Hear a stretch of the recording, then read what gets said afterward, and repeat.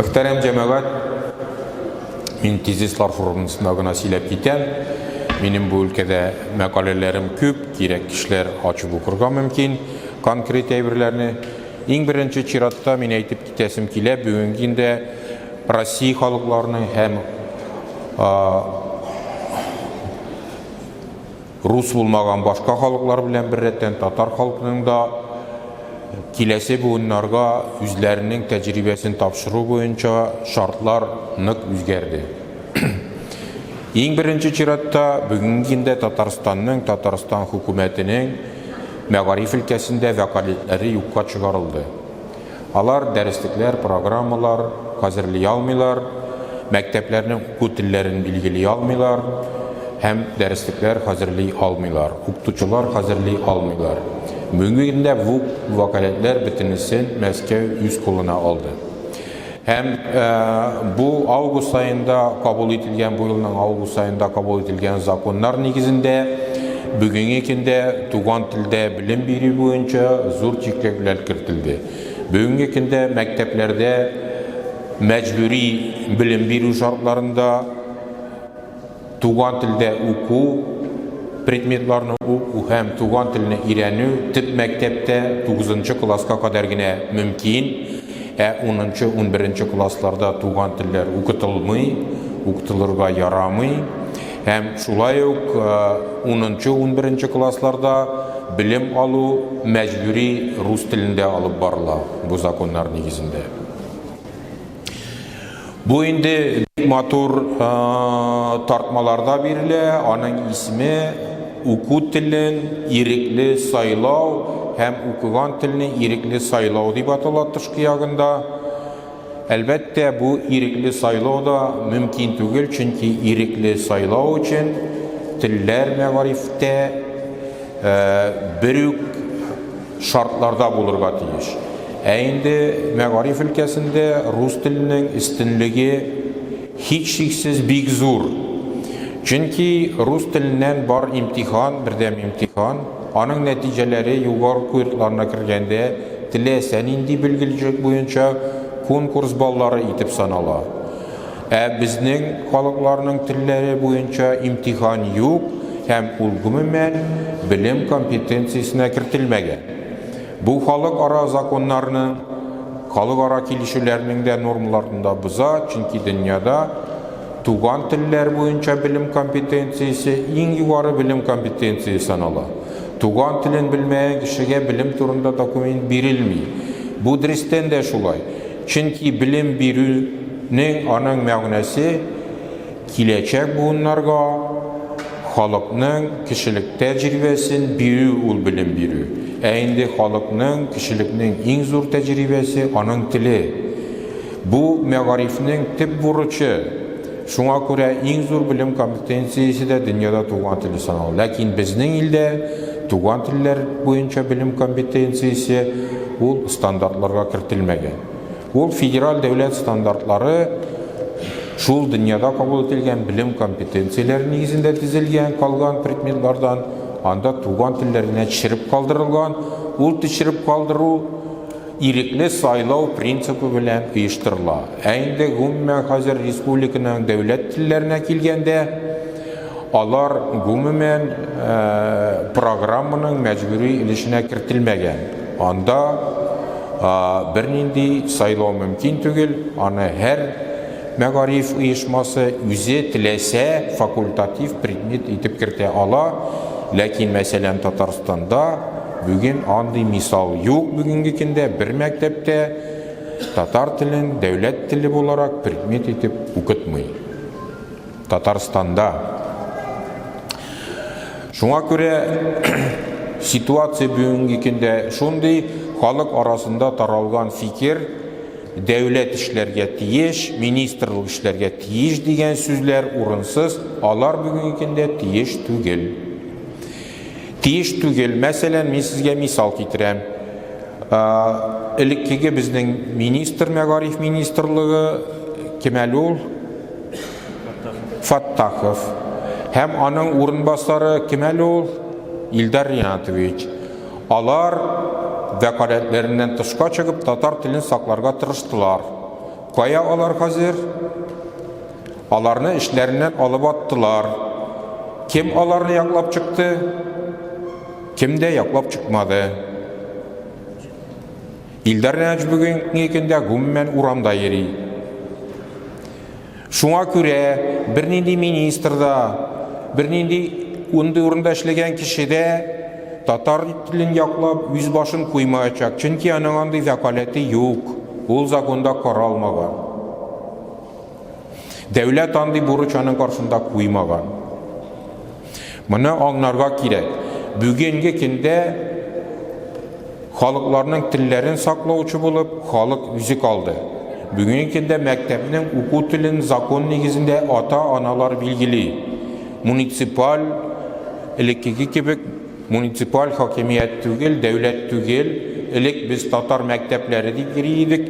Бүгенге көндә андый ситуация юк. Мәктәпнең уку телен ата-аналары үзләре гариза язып билгелиләр. Мәктәпкә укырга кергәндә алар нинди телдә укырга теләкләрен язма рәвештә белдерәләр. Һәм шуңа кара мәктәп үзенең уку процессын оештыра. Шулай ук ата-аналар билгелиләр туган тел итеп нинди тел сайлауларын. Бүгенге көндә шундый норма кертелде. Туган тел итеп рус телендә сайларга мөмкин. Туган тел исәбенә истәмә рәвештә рус теле укырга мөмкин. Әлбәттә, бу аны сайлаган кешеләргә истәнлек бирә, чөнки алар рус телен күбрәк укып, аның имтиханын яхшырак бирергә мөмкиннәр. Ә инде рус теле исәбенә туган телләрне укысалар, рус телен азрак укып, ул имтиханын начаррак бирергә мөмкиннәр. Шуңа күрә бүгенге көндә туган телне саклау татар кешеләреннән батырлык сорый, дөрестән дә батырлык сорый. Үз-үзеңә ышаныч сорый. Моның өчен хәзер безгә ата-аналарга һәм гомумән татар кешеләренә халык арасында зур эш алып барырга туры киләчәк. Татар теленең, татар халкының дәрәҗәсен күтәрүдә, аның җәмгыятьтәге ролен күтәрүдәге ролен күрсәтү буенча. Чөнки татар телен белү ул кешенең ниндидер артык белеме генә түгел.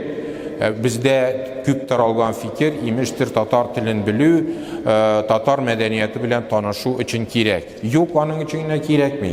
Ул туган телне белү кешенең җәмгыятьтәге статусы. Мин сезгә мисал китерәләм. Мин 92 елдан башлап 18 ел буе Казан шәһәре мәгариф идарәсендә эшләдем. Ул татар телләрен укытуны һәм татар телендә укытуны оештыру эшләре буенча мин сезгә шуны әйтәм. Татар теленең статусы булмаганда, дәүләт статусы булмаганда, халык арасында роли булмаганда, Казан шәһәрендә идарә органнарында татарлар бөтенләй юк иде. Исполкомда, мәгариф идарәсендә, мәдәният идарәсендә, финанс органнарында татар кешеләре эшләми иделәр. Алар ул кибеттә эшлиләр иде, урам сөртеп йөриләр иде, һәм югары куйрыкларында бераз бар иде. Ә мәгариф системасында, мәктәптә, балалар бакчаларында 2% иде татарлар. Татар теленең статусы күтәрелү белән, хәзер анда 50%-ка якын идарә эшендә һәм мәктәптә 50%-ка якын татар кешесе. Мин бер үзем генә дә 5000 ярым кеше эшләргә алдым татар кешеләрен мәктәпкә татар телен белүчеләрне. Ләкин татар теленең статусы бетсә, алар әкрен генә аннан чыгып китәчәкләр. Чөнки тел белү ул кешелекнең билгесе, туган телен белү. Аннан соң халык арасында таралган бер фикер турында әйтеп китәсем килә, милли мәгариф дип йөрибез без бөтенебез. Ләкин милли булмаган мәгариф юк, нейтраль мәгариф юк. Рус телендәге мәгариф шундый ук милли мәгариф. Алар рус кешеләре тәрбиялиләр. Сез ниндидер нейтраль мәктәптә балаларыгызны укытабыз дип уйламагыз. Сез рус милли мәктәбендә укытасыз балаларыгызны. Һәм рус кешеләре, рус халкына хезмәтчеләр хәзерлисез. Чөнки инде рус мәктәбе бетергәннән соң алар татар халкына хезмәт итә алмыйлар. Алар терминнарны белмиләр. алар телне белмиләр, алар исәнмесез, саумысыз дип әйтәләр. Бездә шундый фикер таралган, ул татар телен булай да белә. Юк, ул кухня телен белә, татар телен белми, татар әдәбият телен белми. Әгәр дә ул шулай булса, рус телен мәҗбүри рәвештә мәктәптә 6-7 сәгать 11 ел укытмаслар иде. Рус телендә татар теленнән аермалы буларак эч сүз белән дә рәхәтләнеп сөйләшеп була төрле интонация белән. Сез аны ишеткәнегез бар. Һәм кайсы вакыт кызык киткәндә кулланасыз да. Шуңа күрә туган телне белү татар мәктәбендә укымасаң мөмкин түгел. Монда лозунглар таратылар. Гаиләдә сөйләшергә кирәк. Әлбәттә гаиләдә сөйләшергә кирәк. Ләкин гаиләдә сөйләшәләр тормыш турында. Тормыш алып бару турында. Тормыш алып бару турында сөйләшү өчен кимендә туган телдә урта белем кирәк. Чөнки аның өчен терминнарны белергә кирәк. Мин сине яратам белән генә тормышны алып булмый. Аның өчен ипи табында табу турында сөйләшергә кирәк. Аннан соң тагын бер таралган фикер атаналарда искитәрлек фикер ул. Мин аны математик буларак әйтәм. Математиканы рус телендә укытыгыз әле диләр. Һич аңлашылмый торган фикер. Чөнки математикада бер рус сүзе дә юк. Плюс минуста, синус косинуста, параллелепипедта, гипотенузада, биссектриседа, алар берсе дә рус сүзләре түгел. Анда гомумән фән исеме дә рус телендә түгел. Геометрия ул җир үлчәү дигән сүз ул рус телендә түгел. Алгебра гомумән гарәп сүзе ул рус телендә түгел. Фәннәрнең исемнәрен дә рус телендә түгел. Мин аңламыйм, мин үзем математик буларак әйтәм. Минем әти дә математик иде, ул әйтә иде. Математика белү өчен ике генә әйбер кирәк. Баш һәм акбур. Ләкин математиканы белү, туган телдә өйрәнү, ул тел өчен кирәк. Һәм гомумән фәннәр мәсәлән рус телендә безнең дәүләттә укытыла, тырышалар. Дәүләт бөтен кичә куя, көчләп рус телендә укытырга бөтен халыкларны. Бу рус телен хаклау өчен кирәк. Бу халыкның белемен күтәрү өчен түгел. Чөнки белем, галимнәр барсы да сезгә әйтерләр, алар инглиз телендә эшләнелә бүгенге көндә. Ул шулай барлыкка килгән, бу ниндидер Американың проискасы түгел, Англиянең ниндидер уйдырмалары түгел. Шулай барлыкка килгән. Чөнки алар беренче булып фәннәрне туган телдә укытуны башлаган кешеләр. Минем вакытым бармы әле? Бар. Вакытым булса әйтеп китәм. Мәсәлән, 1500 елларга кадәр, 1570 Ян Каменскийга кадәр Европада укыту латин телендә булган. Чөнки алар Рим империясендә яшәгәннәр, ул Рим империясе 400 елларда җимерелсә дә, алар 1000 ел укуны латин телендә алып барганнар. Фән гомумән латин телендә булган. Һәм галим кешеләр латин телендә сөйләшкәннәр кайбер кешеләрдән аерылу өчен гади халыктан. Һәм белемне мәктәпләрдә латин телендә биргәннәр. Европа беренче булып белем бирүне туган телләренә күчерә башлаган. Аның башында Чех Ян Каменский торган. Һәм моны булып дәүләт күләмендә Англия тормышка ашырган. Шуңа күрә Ньютоннар һәм башкалар алар инглиз телендә беренче фән терминнары кертүче, төзүче кешеләр. Шуңа күрә бүгенге көндә бөтен дөньяда фәннәр инглиз теле терминнары нигезендә төзелә. Безнең бөтен дәреслектәр дә алар инглиз теленнән тәрҗемә ителгән. Иң беренче булып химияне мәсәлән Ломоносов тәрҗемә иткән рус теленә, Остроградская арифметиканы тәрҗемә иткән. Һәм бөтен терминнар biz öğrengen, алар рус терминнары түгел. Әгәр дә бүгенге көндә Аллага шөкер инглиз теленнән мәҗбүри имтихан кертәләр. Ул 20нче елдан кертеләчәк. ЕГЭ инглиз теленнән мәҗбүри була бөтен кешегә. Бәлки шуннан соң халык аңлар дип уйлыйм. Безнең китаплардагы терминнар, алар барысы да инглиз теле терминнары. Biz аларны русча дип укыйбыз гына. Мәсәлән, нормально дип сөйләшәбез, biz прогрессив дип сөйләшәбез. Һәм столитный дип сөйләшәбез. Алар бар да инглиз сүзләре, алар рус сүзләре түгел. Чөнки руслар аларны руслаштырып кына сөйләшәләр. Гомумән безнең бөтен документлар алар 70% инглиз телендә язылган, русаштырып. Без аларны шулай ук татарлаштырып, татарча да яза алабыз. Мәгънәләре аларның үзгәрми. Мин шуны әйтәсем килә. Мәктәптә уку, нинди телдә уку бик куркынычсыз әйбер түгел. Ул дару кебек. Ул терелтә әлбәттә. Ну, аның тәсире дә зур кала. Шуңа күрә бөтен халык туган телдә белем бирү өчен көрәшә. Бүгенге көндә безнең татар халкы оешып көрәшә алмый бу законнар нигезендә. Һәр кеше үзенең хәлен үзе хәл итә, беренче класска барганда, гариза язганда. Әлбәттә, сезгә әйтергә мөмкиннәр мәктәп директорлары.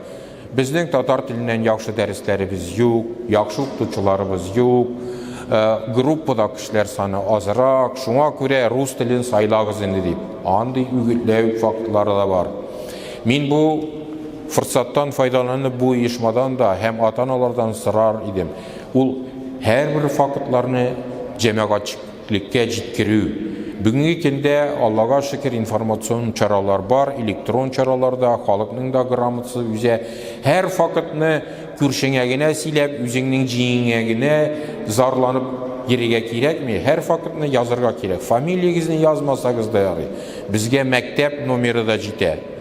Чөнки оешмалар бөтенесен белеп бетерә алмыйлар. Аларга фактлар кирәк. Андый фактлар булганда, без министрлыкларга һәм гомумән идарә органнарына мөрәҗәгать итәбез, кешенең хукуклары һәм Россия законнары бозылу турында. Чөнки дөрестән дә ирекле сайлау принципы бар. Но ләкин ирекле сайлау ул агитация булырга тиеш дигән сүз түгел. Агитация алып барырга кирәк. Һәм туган телне белүнең кеше өчен зур әһәмияткә ия икәнен күрсәтергә кирәк. Ул гомумән зур әһәмияткә ия. Халык булып яшәү гомумән кешенең авторитетын күтәрә. Чөнки кешеләр шундый оешмалар, алар җәмгыять булып кына үзләрен күрсәтә алалар. Шуңа күрә илләр төзелә, халыклар төзелә. Без халык булып яшәсәк кенә көчле булачакбыз һәм таркалып башка халыклар өчен черемә булып калмаячакбыз. Минем сүзләрем шул, тәкъдим итеп, мин шундый резолюцияга тәкъдим кертер идем. Мин уйлыйм, безгә халыкка коммунистлар вакытында кебек лекториялар оештырырга кирәк дип. Мин үзем вәгъдә итәләм, ул лекторияларда актив катнашырга. Мин, мәсәлән, бер ярты ел лекция укый алам. Бу темага бер туктаусыз халыкка аңлату эшләре буенча хәлләрнең ничек торганын. Чөнки телевизордан сөйләгән әйберләр, алар барысы да дөреслеккә туры килеп бетми, кызганычка каршы.